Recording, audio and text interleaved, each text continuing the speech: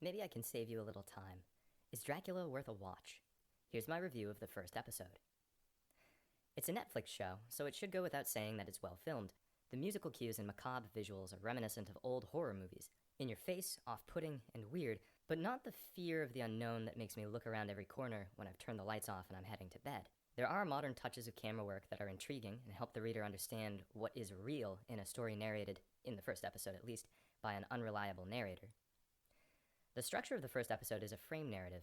We see the story of Jonathan Harker's stay at Dracula's castle while he narrates in real time to a nun named Sister Agatha. The cuts and voiceovers are useful for heightening suspense, and they help us to understand Harker's thought process as we watch his struggle. John Heffernan does an excellent job playing Harker.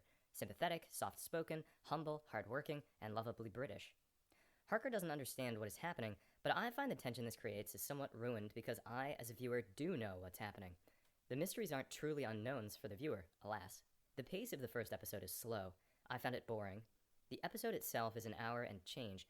The ep attempts to remain pretty faithful to the slow build of the tension in the novel, but the novel was mainly diary entries, newspaper clippings, and so on, giving the strange story a semblance of reality the original readership found intriguing.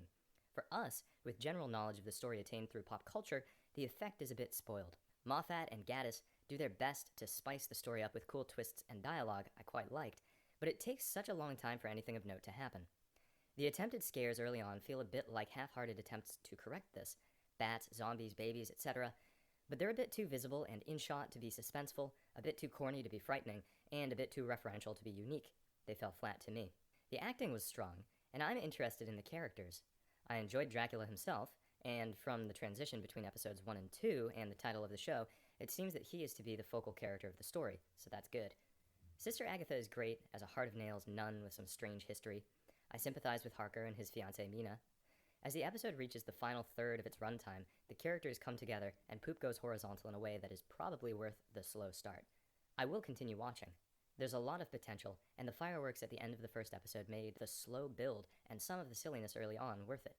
The original story has been reimagined in ways likely to appeal to modern viewers, and there are some cool twists in the style one might expect from Moffat. Ultimately, there's quite a bit to slog through in episode 1 before it gets good, but it does get good, and they've covered what I would consider the most boring parts of the novel already. If the writers are free to explore the characters they've developed and can continue to throw them into new and unpredictable situations, it will be worth watching.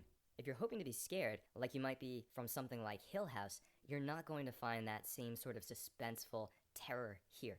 However, there are some unsettling visuals, there is some cool horror stuff as an homage to some of the old Dracula monster films, and it is well acted. The characters are what drive this for me. If you're interested in that, check it out.